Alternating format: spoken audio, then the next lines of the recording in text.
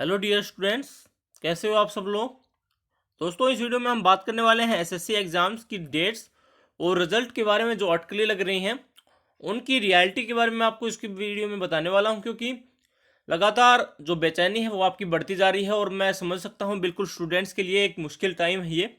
जो भी SSC aspirants थे उन्हें इंतज़ार था रिजल्ट्स का, एग्ज़ाम्स का, तो उनके लिए थोड़ा सा मुश्किल टाइम है। और उसी को लेकर जो रियलिटी क्या है मैं आपको बताऊंगा, क्योंकि सच्चाई यही है कि मुझे आपको कोई पेड कोर्स बेचना नहीं है और मैं आपको कोई भी ऐसी जो कहें तो उम्मीद नहीं दूंगा कि एग्ज़ाम है वो कुछ दिन में होने वाले हैं और आप ये हमारा पेड कोर्स खरीदिए। तो जो रियलिटी है इस वीडियो में मैं आपको वही बताने वाला हूँ। अगर आपको वीडियो अच्छी लगे तो आप वीडियो को लाइक कर दें, और अगर आपके कोई क्वेश्चन या क्वेरी रहती है तो आप कमेंट करके हमें ज़रूर से बता लें। अगर आपने हमारे यूट्यूब चैनल को अभी तक सब्सक्राइब नहीं किया है, चैनल को सब्सक्राइब कर लें। तो चलिए फ्रेंड्स, शुरू करते हैं।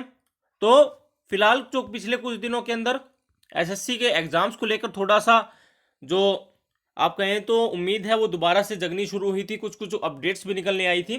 तो एक तो ये निकल के आई थी कि 1 जून को आपकी मीटिंग होनी है और उसके बाद में जो एग्ज़ाम्स को लेकर जो भी शेड्यूल वगैरह है वो जारी हो सकता है। पहली बात तो यही है। सेकंड जो निकल के आई थी वो निकल के आई थी कि जो एक एसएससी के मेंबर थे राजीव श्रीवास्तव, उनकी तरफ से ये कहा गया था कि एक कमेटी है वो काम कर रही है। जो भी रिजल्ट्स हैं आपके, जो एसएससी सीजीएल और एमटीएस के पुराने रिजल्ट हैं उनके ऊपर एक कमेटी है वो काम कर रही है, क्योंकि काफ़ी लंबा टाइम हो गया है। तो उस कमेटी की रिपोर्ट्स वगैरह हैं वो सब आने वाली हैं, तो उसको लेकर भी काफ़ी ज़्यादा बेचैनी रही। साथ में ही टीसीएस की तरफ से भी कुछ गाइडलाइंस, ऑनलाइन जो सीबीटी एग्ज़ाम कंडक्ट करवाती है आपकी कंपनी टीसीएस, उसकी तरफ से भी कुछ गाइडलाइंस वगैरह जारी की गई। सैनिटाइजेशन और जो आपकी सोशल डिस्टेंसिंग के यूज़ करके जो एग्ज़ाम को कंडक्ट कराने की कोशिश की, तो इसको लेकर भी काफ़ी ज़्यादा अटकलें लगने लगी कि क्या एग्ज़ाम है वो जब नियर फ्यूचर में होने वाले हैं। तो उसी को लेकर लगातार अब स्टूडेंट्स के क्वेश्चन आ रहे थे, तो उसी सबको इस कवर में वीडियो को अंदर कवर करने वाले हैं। तो साथियों, आपको भी पता है फिलहाल देश के अंदर कंडीशन ये हो गई है कि 1,65,000 से ज़्यादा केसेस हैं कंट्री वाइड, और वो ही अब लगातार इंक्रीज भी हो रहे हैं। साथ में आपको पता है कि जो फिलहाल लॉकडाउन चल रहा है उसकी जो डेट है वो है 31 मई तक। यानी ये जो लॉकडाउन है ये 31 मई तक चलने वाला है, और उसके बाद में फिर से जो रिव्यू होगी कंडीशंस और लॉकडाउन को एक्सटेंड करना है वो उसके ऊपर काम है। पहले भी पता है आपको, रियायतें हैं, रिस्ट्रिक्शंस है, उनके अंदर छूट है वो लगातार मिलती जा रही है। और इस बार का लॉकडाउन था वो उतना ज़्यादा स्ट्रिक्ट नहीं था। साथ में कुछ ट्रांसपोर्ट वगैरह भी आपके चलने शुरू हो गए हैं।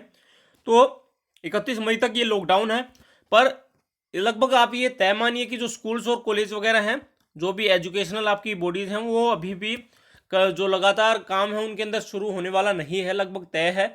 और जो हमारे जो सेंट्रल जो मिनिस्ट्रीज़ हैं, आपके डिसाइड करना है पीएमओ वगैरह को कि लॉकडाउन है उसके लेकर जो आगे की रूपरेखा है वो कैसे होने वाली है।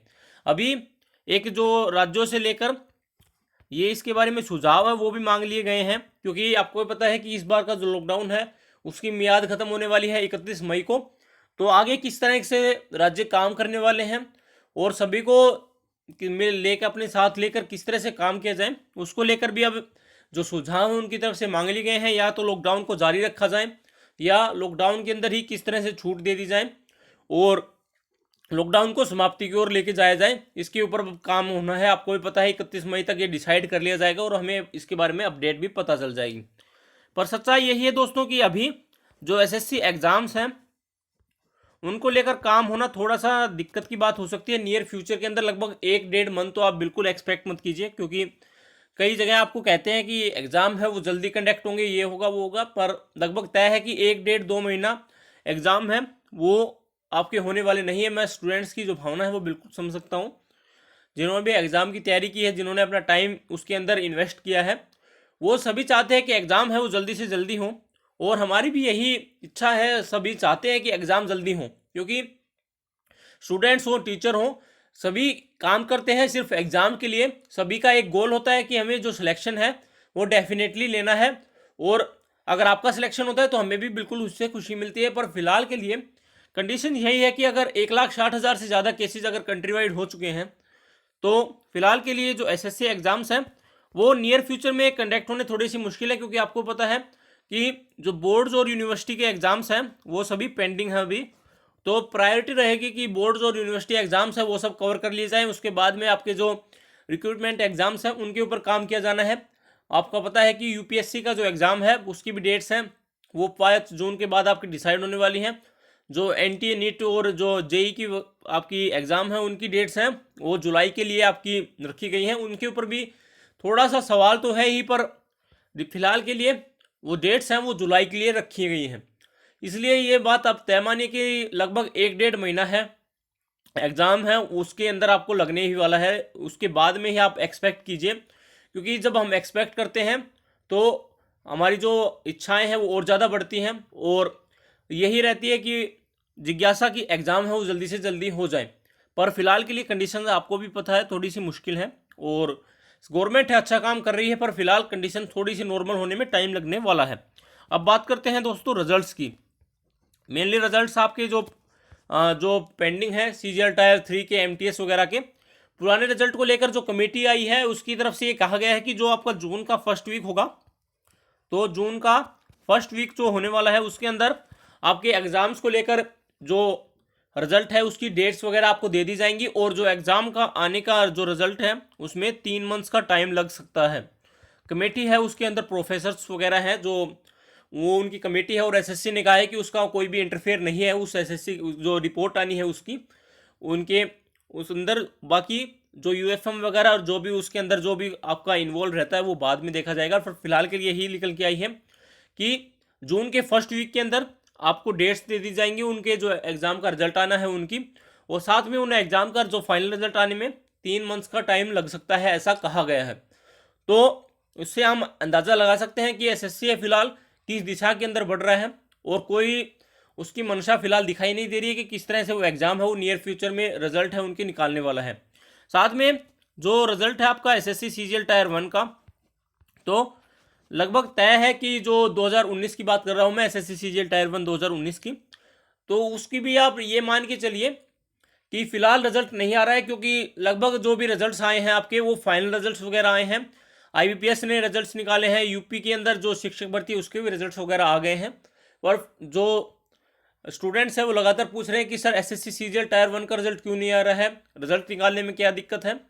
पर फिलहाल के लिए यही लग रहा है कि एसएससी है वो रिजल्ट्स को वो जो एग्ज़ाम है जिनके अंदर और ज़्यादा स्टेजेस हैं, आपको पता है टायर 2 का एग्ज़ाम वगैरह लेना है, तो टायर 2 के एग्ज़ाम की डेट्स अभी फिक्स नहीं है, सच्चाई यही है।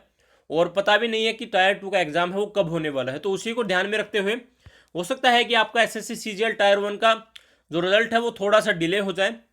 और बिल्कुल एक्सपेक्ट यही है कि एसएससी जल्दी से जल्दी रिजल्ट निकाल दें। हम भी यही चाहते हैं कि आपका एसएससी सीजीएल टायर 1 का रिजल्ट है जितनी जल्दी हो सके वो जल्दी निकलाएं, ताकि बच्चे हैं वो टायर 2 के लिए अश्योर हो जाए कि हमारा हो गया है, हमें पूरी मेहनत झोंकनी है। मैंने आपको बता भी दिया है, कई बार बताया है कि अगर आपके 100 एंड 110 प्लस मार्क्स बन रहे हैं तो आप नॉर्मलाइजेशन के बाद अब ये उम्मीद लगा के बैठ सकते हैं कि हमारा हो जाएगा। और आपको अभी से ही प्रिपरेशन करनी है। मैं अप्रैल से ही कह रहा हूँ आपको कि अगर आप ये मान के चल रहे हैं कि आपका एसएससी सीजीएल टायर 1 का रिजल्ट आ जाएगा उसके बाद आप टायर 2 के लिए पूरा जोर लगाएंगे तो थोड़ा सा पिछड़ जाएंगे आप कंपटीशन के अंदर।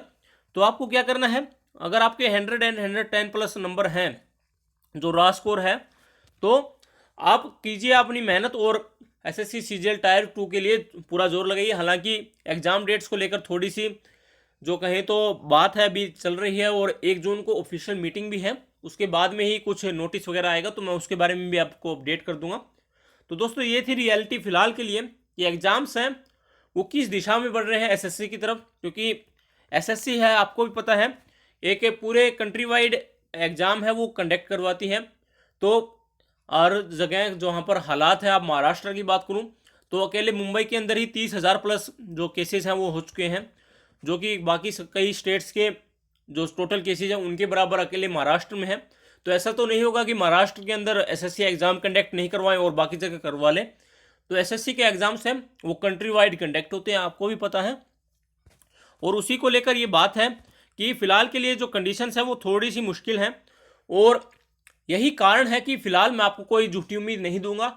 यही है कि आप अपडेट्स हैं उनके ऊपर ध्यान रखिए, पर ज़्यादा उसके चक्कर में मत पड़िए कि कोई अपडेट आ जाए, कोई एग्ज़ाम डेट आ जाए। आपकी काम है आपकी प्रिपरेशन करना, बिल्कुल अगर एग्ज़ाम की डेट सामने होती है तो हमारी प्रिपरेशन को और ज़्यादा बल मिलता है, हम और ज़्यादा मेहनत करते हैं। पर फिलहाल के लिए जो अपडेट्स हैं, जो रूमर्स हैं और जो भी हिंट्स दिए जा रहे हैं आपको, उनके ऊपर थोड़ा सा कम ध्यान दीजिए। जो भी ऑफिशियल नोटिस या जो भी आपको बिल्कुल रियलिटी लगती है, सिर्फ उसी पे ध्यान दीजिए, क्योंकि जब हम उम्मीद लगा के बैठते हैं तो हमारा इंतज़ार और ज़्यादा लंबा होता दिखता है। अगर हम ये उम्मीद लगाएंगे कि 1 महीने के अंदर एग्ज़ाम की डेट्स भी आ जाएँ और एग्ज़ाम भी कंडक्ट हो जाए, तो हम लगातार चेक करते रहेंगे, हमारा ध्यान है जो हमारा मेन गोल है उसके ऊपर से भटकना स्टार्ट हो जाएगा। तो फिलहाल के लिए हमें यही करना है, हमें ध्यान लगाना है अपनी स्टडी के ऊपर, और जो भी अपडेट्स वगैरह आती हैं जो ऑफिशियल मीटिंग के बाद और लॉकडाउन की आगे की कंडीशंस के बाद, उसके बाद मैं आपको फिर से अपडेट करता हूं। तो अगर आपने हमारे YouTube channel ASMR study point को अब तक सब्सक्राइब नहीं किया है, चैनल को सब्सक्राइब कर लें, वीडियो को लाइक करें अगर आपको अच्छे लगे तो, और जो कमेंट्स हैं उसके अंदर आप ज़रूर से बताएं अगर आपके कोई क्वेश्चन क्योरी रह जाते हैं तो। मैं आपसे मिलता हूँ नेक्स्ट वीडियोज़ के साथ, तब तक के लिए अपनी और अपनी सेहत का ख्याल रखिए, अपने परिवार की सेहत का ख्याल रखिए, सबसे ज़रूरी यही है। लॉकडाउन का, सोशल डिस्टेंसिंग का, हाइजीन का जो भी पालन है आपको करना है, बिल्कुल करना है, और कोई भी कोताही उसके अंदर बरतनी नहीं है, क्योंकि आपको भी पता है कंडीशंस है थोड़ी सी मुश्किल है। धीरे धीरे कंडीशंस भी जो आपकी ठीक होनी स्टार्ट होंगी, और जो रिकवरी रेट है इंडिया के अंदर वो भी काफ़ी अच्छी चल रही है। तो ज़्यादा टेंशन लेने की जरूरत नहीं है, कोरोना वायरस भी धीरे धीरे खत्म हो रहा है। हमें अपने एग्जाम्स के ऊपर फोकस करना है, और जब भी एग्जाम हो श्योर सिलेक्शन हो, इसी के ऊपर ध्यान रखना है। तो मिलता हूं मैं आपसे अपडेट्स के साथ, तब तक के लिए टेक केयर, जय हिंद, जय भारत।